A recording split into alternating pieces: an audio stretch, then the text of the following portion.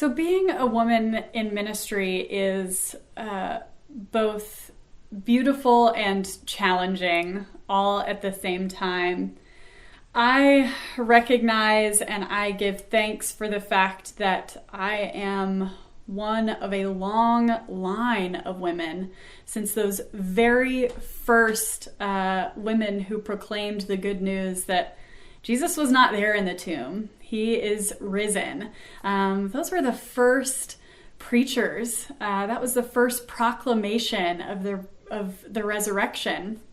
And so I count myself as so lucky to be part of that legacy. I am the first female full-time pastor that Salem has had in its 170 years of ministry. And that feels like a gift. It also feels like a challenge. There are a lot of ways in which women in ministry can be underestimated, can be looked down upon, can have encounters with sexism and misogyny.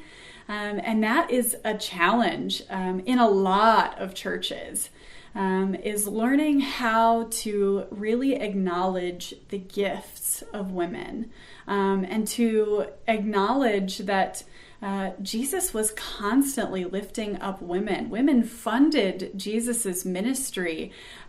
Jesus first appeared to women after the resurrection, and that means something, and that is important. And I want to just acknowledge that even as a woman in ministry, I still occupy a great amount of privilege, that I am a white woman. And there are so many wonderful colleagues of mine who are women of color who will on average wait 3 to 5 years for their first call.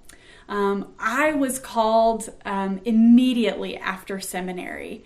And, I look around and I see that sexism and racism still contribute to my colleagues, my friends, my classmates not being able to receive calls for the very job, the very vocation that they have been trained for. And so while I am so grateful to be a woman in ministry, and while the church has come a long, long way, there's still a way to go.